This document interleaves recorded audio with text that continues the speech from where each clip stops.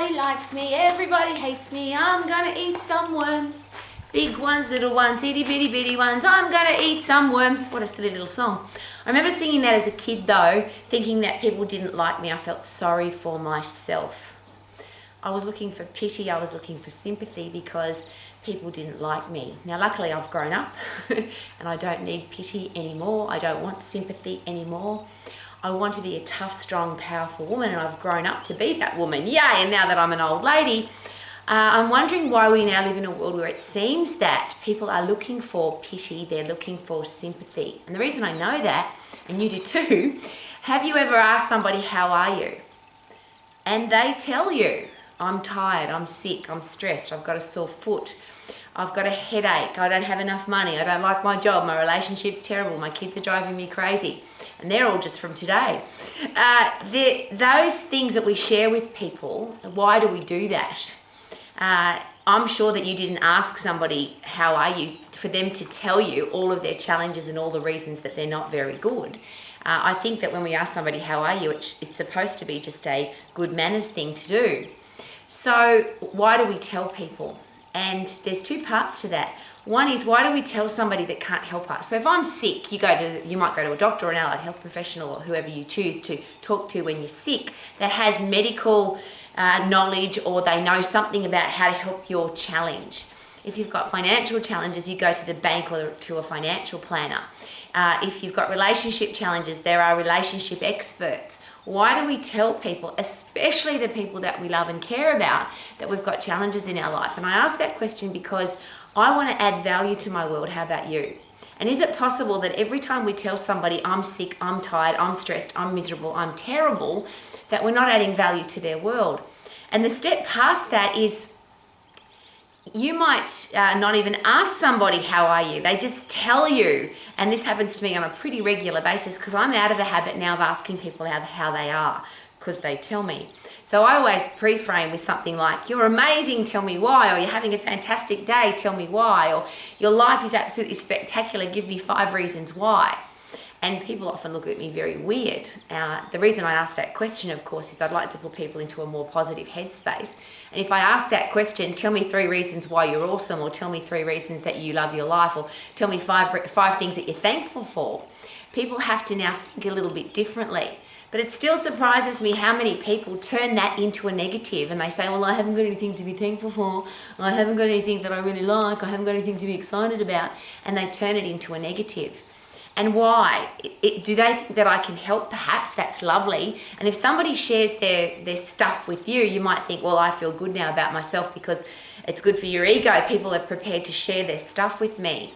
But the challenge I've got with both of those things, if I share my stuff, I'm just hearing it again. So it could get worse. The words that I feed into my brain are going to make my thought patterns change, which are going to affect the outcome and results of my life. So if I put negative stuff into my brain, I'm going to feel more negative, which is why I refuse to do that.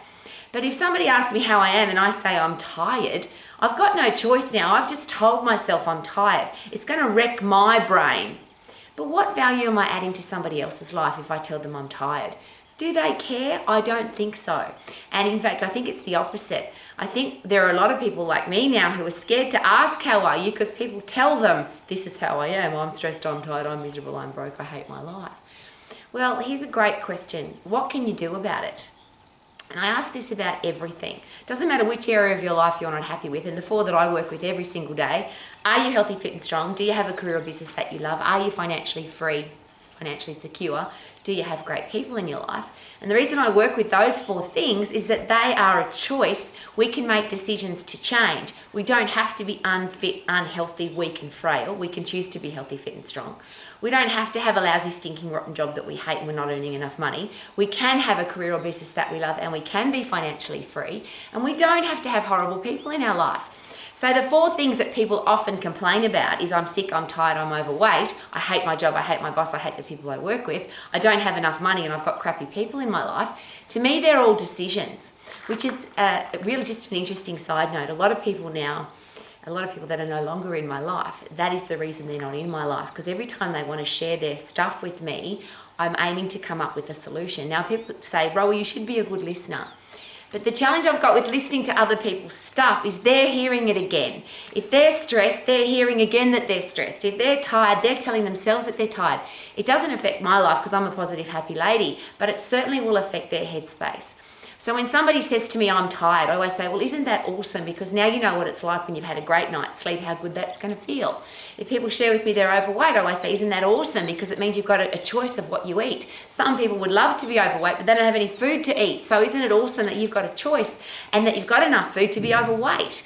When people tell me they haven't got enough money, I always share, isn't that awesome? Because it's easy to create wealth. And when you do create wealth, you'll know what it's like to be broke. And I share that very passionately because there's a lot of people I know who have never struggled for money, never had financial challenges. And they're pretty ungrateful, miserable people because they don't know what it's like to have nothing.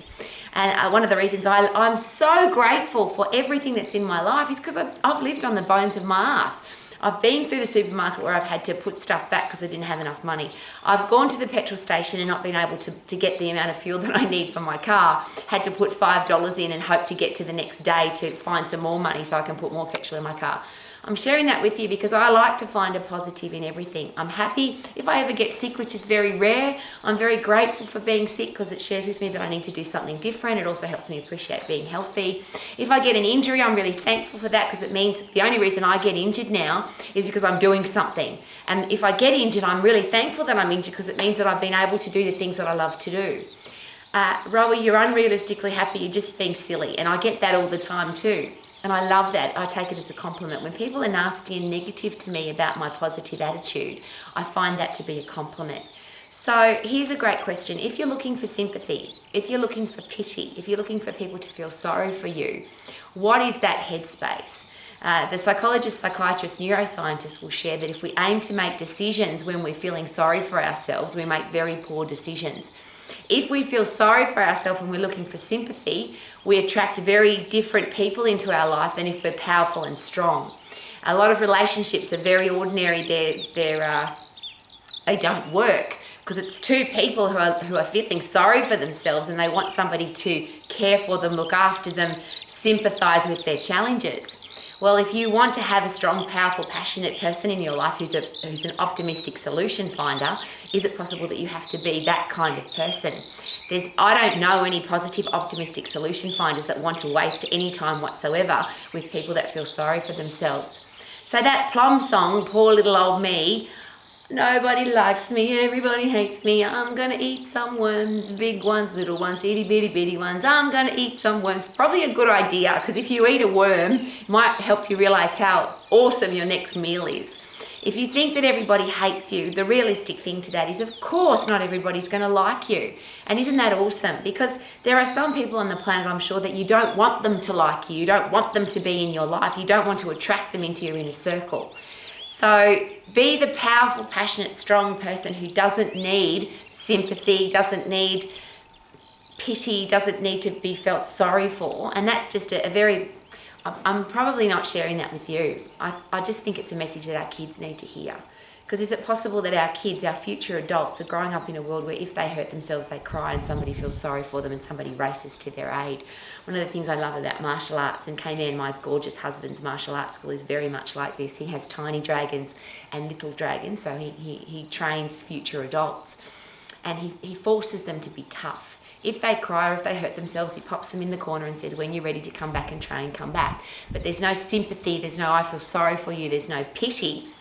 It's all about being strong and being tough. Because is it possible that the world at some stage will throw tough stuff at us? Now, a lot of our kids now, something tough is they don't have the latest piece of technology, or they can't have their phone when they want it, or they don't have enough money to buy the latest designer jeans. That's their biggest challenge in their life. And I think that in itself is very sad. So this great quote, harden the hell up. Be strong, be tough, be fat, be powerful, be the person that doesn't need pity, doesn't need sympathy, doesn't need somebody to feel sorry for you. Could that be a great way to live your life to the max? Super duper doo, how are you? Living my life to the max, woohoo!